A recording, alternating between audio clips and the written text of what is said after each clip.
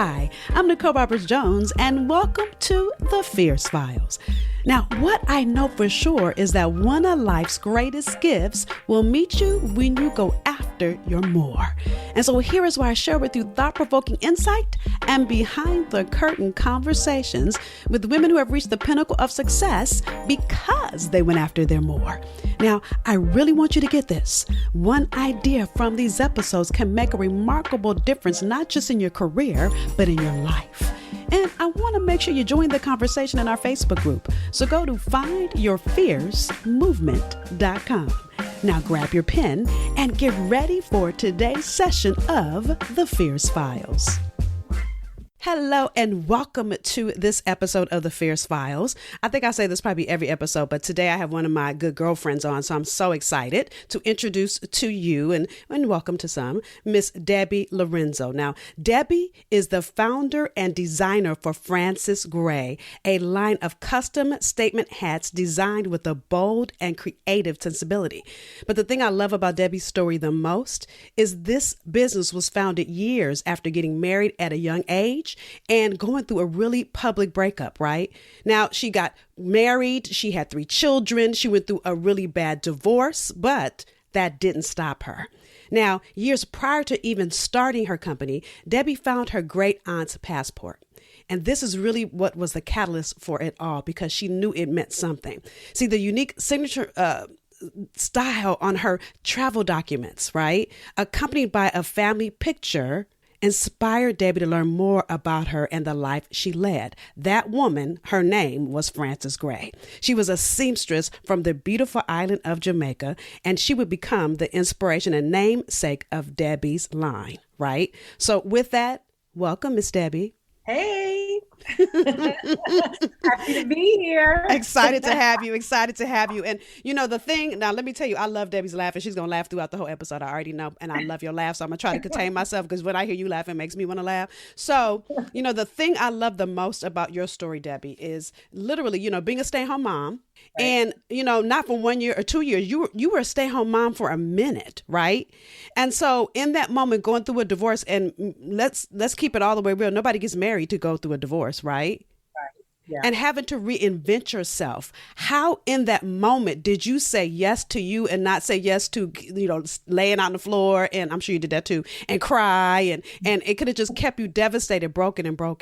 Well, I did that for a minute. I did do that for a minute, but then I was like, you know, I can't be the victim forever. Like, right. You know, you can't be the victim and cry and all. At some point you have to say, okay, I have to do something. And so that change for me was going back to school and getting my education. And it didn't start from the company. It started with me going back to school to get my degree. And just from there, that just ignited something in me where I was like, wow, like, okay, there's more to me than just being a stay-at-home mom. I can learn. Because I didn't think I was even smart. Right. And so going back to school just built up my confidence, and it just everything just kind of led into what I'm doing. And the thing I have to say, because Debbie didn't just go back to school, this woman got a master's degree, okay? So she didn't just go back to school. So and even in the middle of that, the thing too, I want the ladies that are listening to get this. You went and got your master's degree in social work, and so we bonded over that because we both are MSWs. But in the course of being in that space, it opened up a possibility for you for something even more than that. Right. What do you mean with starting the business? Right. Yeah. I mean, because had you not gone to get your master's degree and sat in those classes, I mean, I believe, and you know, we've had so many conversations, so I start blending stories she's told me. So correct me if I'm wrong, right? So even in doing that and you're finishing and then you get this idea. Yes. No. And see, and the thing with that is that prior to even me going back to school, I had started businesses, but I didn't have the confidence. I was so beat up. I didn't have the confidence in myself. And so, when I went back to school, and I remember I started with my associates. Went to a community college, sat in a class, and I remember just sitting there, and it was just like, oh my God, like I am smart. Like I can learn, like I can do this. that just gave me such a hunger that I just wanted more. I was like, once I got my associates, I was like, I can't stop here. I have to get my bachelor's. And then once I got that, I was like, I was still hungry. I was like, I need to get that. And then once I got my master's, I was like, that's it. Now I got to do something else. And so I was working at part-time doing social work. And I just felt like something was missing. I felt like I needed to do more. Like I wasn't tapping into all of my gifts and talents. And so I just started to investigate, and I'm like, okay, what is it that I like? And so I always bought a hat every summer. I always bought a hat, and always has on a hat, always rocking a hat. Yeah. Right. And so I would always buy a hat. And so I said, you know what? I like hats. And I was like, so I looked online, and I was like hat making classes, and I saw that FIT had a millinery program. I didn't even know what millinery was. Okay. Looked it up, and I was like, okay. So I registered for September, took the class, and within like my third class, I was like, this is my thing. I loved it so much. I was coming home making hats on my stove, using my oven, and just did a lot of research from there to find everything. And then once I got up and going, I gave them my 2 weeks notice, and I was out of there and have not looked back. And on fire. And I love that you said, first of all, and I want to go back to this because, and thank you for being transparent. I didn't think that I was smart, right? Yes. Because you lose yourself oftentimes when you get married, not all the time, but oftentimes women, especially when you get married at a young age, you lose yourself. If you don't fight to keep yourself, you lose yourself, right? So, and how long were you married, Debbie? I was married, I think like 15 years. Yeah, that's what I thought. 12. I was right. So, and you got married at like 21. Didn't you get married at like 21? Like 20. Yep. 20. Yeah. So something like, so it was young. It was my 20s. Yep. Right. And I want you, and the reason I'm asking that is because I want every listener to think about who you were at 20. I want you to think about, because I know the hot mess that I was. Lord Jesus, if I would have married any other men that I was dating in my 20s, I know I'd be in jail because I was a hot mess, and I know I would have done some craziness because I was not the saved, super get my life, Nicole, that I am right now, keeping it all the way real, right? So I want you to think about that, because then at 35, let's say, or 36, 37, it doesn't matter age, you then are having to stop. And not only are you having to heal yourself from leaving a marriage that just wasn't working, but you also have to find yourself all over again. Right, and the reason I'm bringing that is because somebody listening right now, you haven't left that bad relationship, or it could be a bad job, a boss that doesn't appreciate your brilliance, because you are afraid of finding yourself again. Right. And the light I see in your eyes, Debbie, when I've gone to some of her hat shows, I've bought a hat. I keep saying I want another one, but I can't pick which one. And I know if I buy more than one, my husband's going to have a fit. So I won't, because I love them all and I want all of them. Right. But the light that I see in your eyes now, it's remarkable. So tell us when you knew, like that moment that you just had, it was just like, this is it. How did you know in that moment that this was it? Just once I was in the class, because I'm creative, and so like when I was working, I was sitting at a desk, I was doing the same thing. I was like, I cannot do this for the rest of my life. Like I have to do something. And so I've always excelled when I was given like a creative task or doing anything creative. And so doing the hats, it was hands-on. I was molding, I was working with the hats, I was choosing the hat blocks. And so that it just gave me life. Like I was like, oh my God. And so I was coming home and using the oven to dry the hats, making them on my stove with the steam and just loving it. And I was actually taking the blocks from school and then bringing it back. Like we weren't supposed to do that, but that's how I was so like, it just lit something up in me, and I just ran with it. Ran with it. And I didn't have everything in order when I started my business, but I was like, I'm doing this, and I'm just gonna learn as I go. And the other thing I love about your journey is that your daughter is literally like on your team, and she's been alongside you through it. And can you share a little bit about what that means to you to be able to bring your daughter full circle with you in the journey? Well, I was a teen mom. I had my daughter before I got married, and so, to have people write you off like, oh, you're not going to become anything. So that added to the insecurity, that added to like me not feeling good about myself, and then being married to someone who's in the public eye. So now you're overshadowed by them. Mm-hmm. And then to have this daughter that everyone said you were going to fail. And now she's my part, like she's working with me. She's at my trunk, like we're working together at trunk shows. She's measuring, like, and she models all of my hats. I'm using all of her beautiful friends to model. Like it, like this is nothing but God, nothing but the hand of God all over it. Nothing. And I love when she watches you, right? I love that I see the pride in her for her mom. And of course you don't see her watch you because she's busy watching you work, right? And I noticed this in the middle of Bloomingdale's, waiting for my hat, right? Waiting to get measured for my hat. And I'm watching Angie watch you. And the excitement and love and pride in her eyes is priceless. It's priceless. Yeah. And it's so funny because the thing with the thing that I don't like about the whole business part is I don't like anything outside of the creative. So dealing with money and pricing, I hate having to charge people. Like I don't like that part of it. And so I'll text Angie, what do you think I should charge this person? And she's so hardcore. She's like, Mom, you're working. Nothing is free for you. You have to charge. Like, so I'm like, you're right, Angie, you're right. And so she's hardcore. Like she is like not playing. Like she's like, Mom, no, like you need to charge them. This is your time. This is your business. Like, and I'm like, okay, this is my daughter giving me the pep talk. But in essence, you poured so much into her. What she's doing is giving back to you what you've given to her for years. You know what I'm saying? And the other thing too that I love is that she's strong where you're weak, and you're, and vice versa. And that's why, you guys being in business together is a beautiful thing. But even beyond before the business started, I love that all along the way, you included her in your journey. You didn't hold anything back. And I know that's why you guys are so close. You didn't try to sugarcoat. I mean, when it was difficult, you had difficult conversations with her. And that really speaks to the relationship you have right now.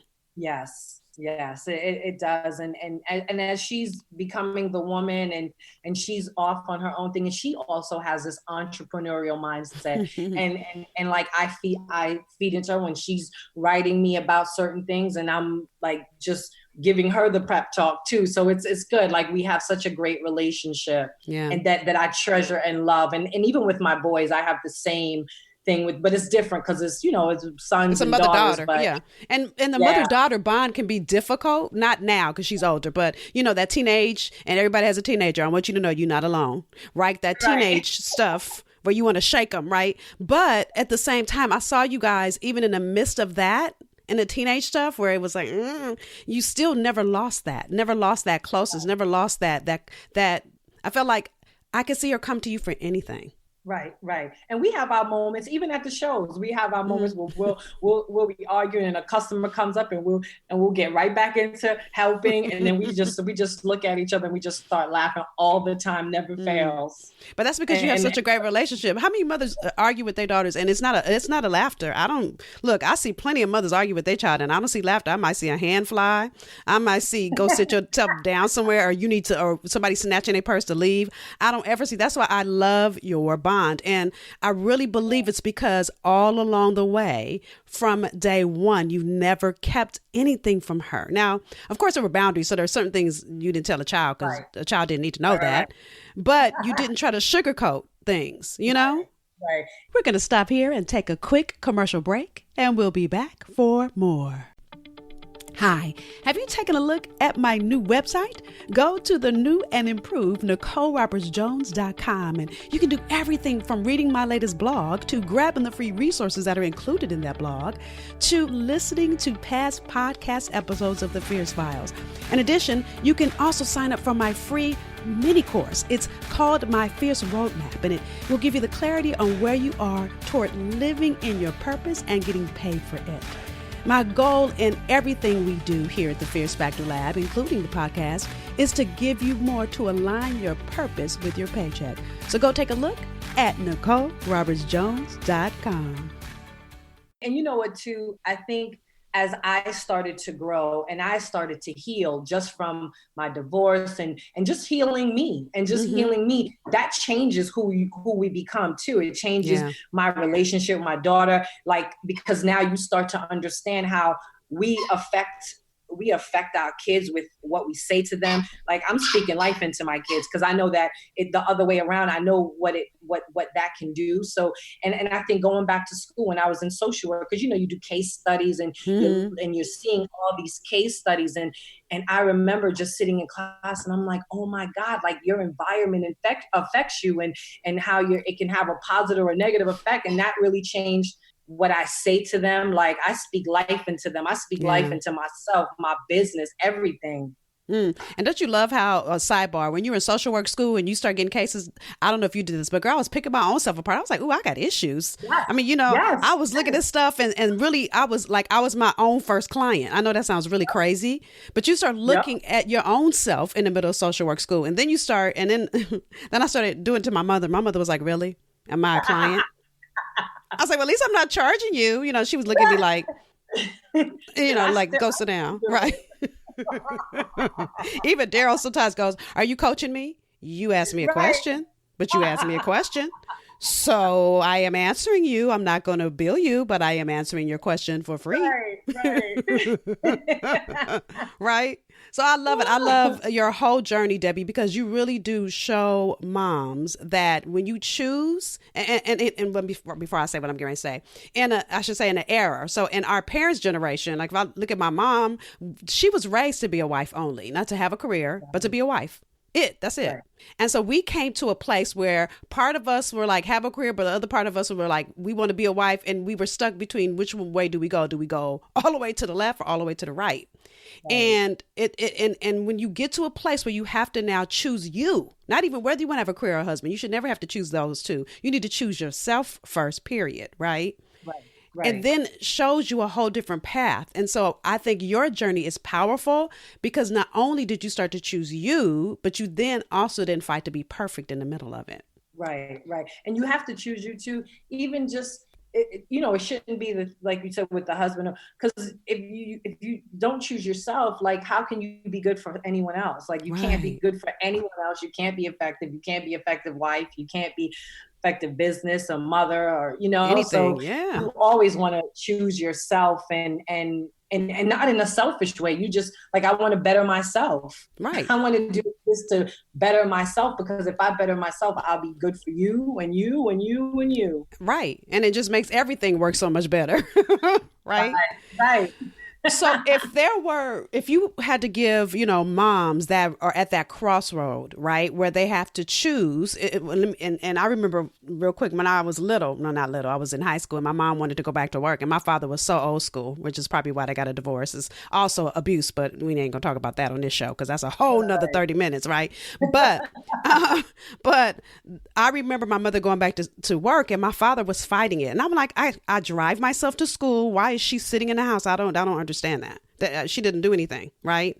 And how hard it was for her. And I know my mom still suffers from having her own identity because her identity was through me. And so for every mother that is listening, that is at that crossroad, and your crossroad may not be divorce. It could be that you're still going to be in your relationship. It could be that really you've got to choose you for the first time in your life. That's the crossroad. If you had to give her that, 3 things that she has to do in that place where she has to choose her own self, what would you tell her that she needs to do? I would say, like, just kind of like evaluating where you are, what is it that you want to do? Like, what are your goals? Like, what are your dreams? And just kind of start to look at that. Cause that's what I did. Like when, I was at a crossroads with working at a place that I didn't like.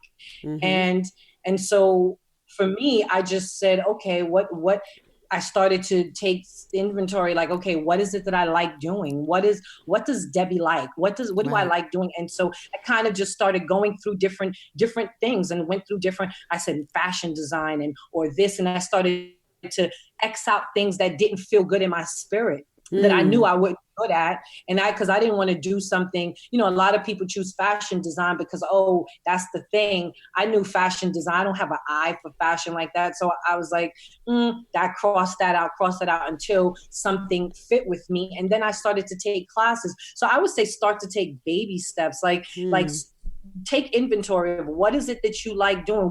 Where is it that you feel alive when you do it? Like for me, I know that sitting at a desk is never going to be something that's going to bring me joy, but I love anything creative. I came alive. So what is it that you like doing? Where do you feel alive when you do it? And start to research and find classes or workshops that you can take to kind of give you more insight of that industry or that business that you like or that you want to start. And just go from there. Because once I did that and then I took the class, that's when I was like, okay, this is it. This is my thing.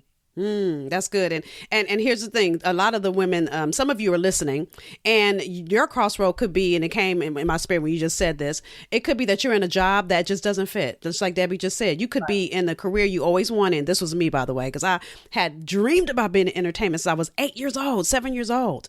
And I got to the very job I wanted. And I thought, this ain't it. Something's missing. This ain't what I've been dreaming about. I felt like something was missing. And so you've got to be willing to, I'm going to repeat what Debbie said, evaluate where you are, right? And take an inventory. That's so good, right? And it's no pun intended that it comes from a woman that works in the fashion industry. Take inventory, right? So that's one. And then second, take baby steps. You don't have to do the whole thing. You know, I think so many women don't start because they sit overwhelmed looking at the whole thing. And I often tell my clients, you know, it's like this one, when I go to Thanksgiving, especially at my mother's house, and I'm looking at that that sweet potato pie. You can tell I've been talking about pumpkin. Sweet potato pie. When I look at that sweet potato pie, I don't put the whole thing in my mouth and eat it all at once. I've got to cut a slice. And even when I cut a slice, I don't eat the whole slice at once. I eat one bite at a time. And it really does mean taking baby steps. What small steps can you do every day to get to that big goal? Right.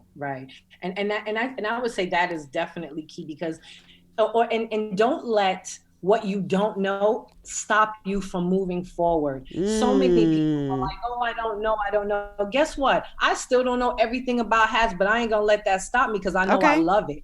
You know, and so I'm learning as I go. I interned with someone who was making hats. So maybe you'll intern for a day at whatever it is that you like, just to get some insight. And when I went on that intern, I would ask that woman every question and I would take notes. I brought my notebook. I remember she even joked. She was like, wow, you brought a notebook? And I said, yep.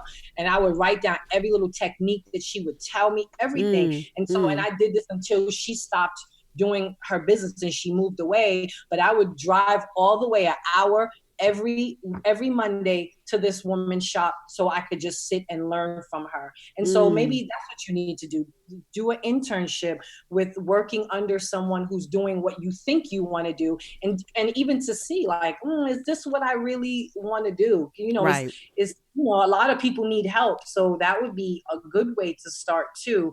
And don't let what you don't know stop you. Just keep moving forward. I didn't know everything when I incorporated, but when I go to my manufacturer, I'm asking every question, and now I'm learning, and I'm still learning. Yeah.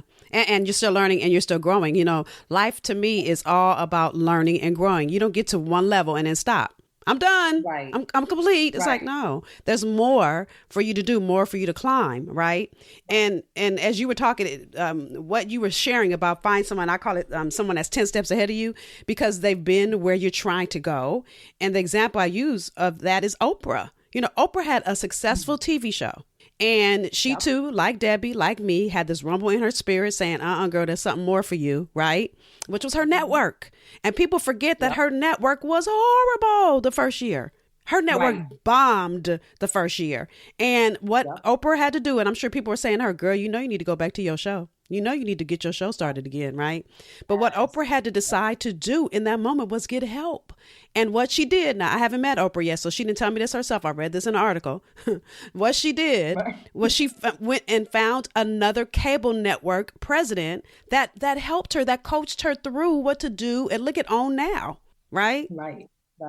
And it's only because she asked for help. And Debbie's only where she is because she's gotten help. She went and found someone that was light years ahead of her in the hat industry and sat and learned. Love that. Love that. So good. So good. So with that, is there like a favorite book or one of your favorite quotes you can leave the ladies with as we close out on this episode? Quotes, Lord, everything I write down, so I can't even remember anything off the top. Favorite book. I'm trying to think. Favorite book, or if there's best business advice someone's giving you. Or I would just say, just from being an entrepreneur, I would say, start small. Like, just start small. Start investigating. Intern in the industry that you're thinking about. Take classes. And I would also say, when you're an entrepreneur, learn every aspect of the business. For me, I don't like, if it's not creative, I don't want to do it. I don't want to deal with money. I don't want to deal with sending out blog emails. I don't want to do anything with marketing. I don't want to do any of that stuff. But when you're starting out, you're not going to have all those people. You're going to be all those people. So you need to learn it. And so that when you do delegate those positions to other people, that you're able to understand it. Because what if someone's not there to help you? You're able to jump in and say, oh, okay, I could do that. Oh, I could do that. So I would say, and I had to learn that, because when I first started, I had someone doing everything for me, and I would just do my hats. And then when my services stopped with her, I was like I would be texting her like, hey, like, you need to do this. And she's like, well, our services are over. And so I had to learn it. I had to say, okay, Debbie, and I would sit up till 3 a.m. and I would just play with my site. And so now I'm doing all of that, and so I think that's important, to learn every aspect of your business, so that when you delegate, you're able to jump in if you don't have that person to do it for you. Right. Well, Debbie, I'm so proud of you. I'm proud of all that you're doing. I'm proud of all that you're becoming. I'm trying to hold myself back. If I was single, I'd have way more hats, but my husband lives here and he would see the hats. I can't hide a hat. I can hide shoes. I can do everything, but I can't hide a hat. So just know, I'm proud of you. I see you. I see everything you're doing. And thank you for being candid and for being willing to come on today and share. I appreciate you. And thank you for having me. For having me. And those of you that don't know, you better go to Frances. It's Frances Gray, Grey, right? Yep. FRANCES.GREY.